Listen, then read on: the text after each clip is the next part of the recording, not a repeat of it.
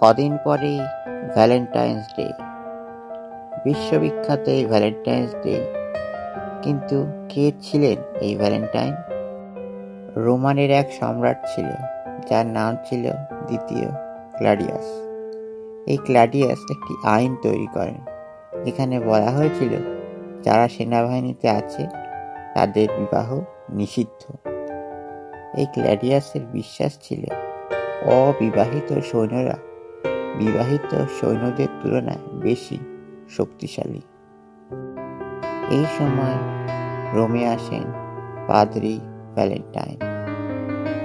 Valentine এই আইনের সম্পূর্ণ বিরোধিতা করলেন আর গোপনে সৈন্যদের বিবাহ দিতে থাকলেন। এই খবর একদিন পৌঁছালো সম্রাট ক্লাডিয়াসের কাছে এবং তিনি নির্দেশ দিলেন ভ্যালেন্টাইনকে বন্দী করার। শোনা যায় বন্দী থাকা অবস্থায় এক কারারক্ষীর অন্ধ মেয়েকে সম্পূর্ণ সুস্থ করে দেন ভ্যালেন্টাইন।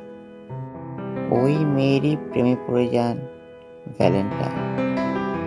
সম্রাট ভ্যালেন্টাইনকে মৃত্যুদণ্ডে দণ্ডিত করেন। নিজের মৃত্যুদণ্ডের কথা শুনে ভ্যালেন্টাইন সেই মেয়েটির উদ্দেশ্যে একটি চিঠি লিখে রেখে যান। সেই চিঠিতে লেখা ছিল, লাভ ফ্রম ইউ ভ্যালেন্টাইন। এই ঘটনার অনেক বছর পর পাদ্রী ভ্যালেন্টাইনকে স্মরণীয় করে রাখার জন্য চার্চ একটি দিন ঠিক করে। ইংল্যান্ডে নতুন গ্রেগরিয়ান ক্যালেন্ডার গৃহীত হলে সেই দিনটি হয়ে দাঁড়ায় 14 ফেব্রুয়ারি।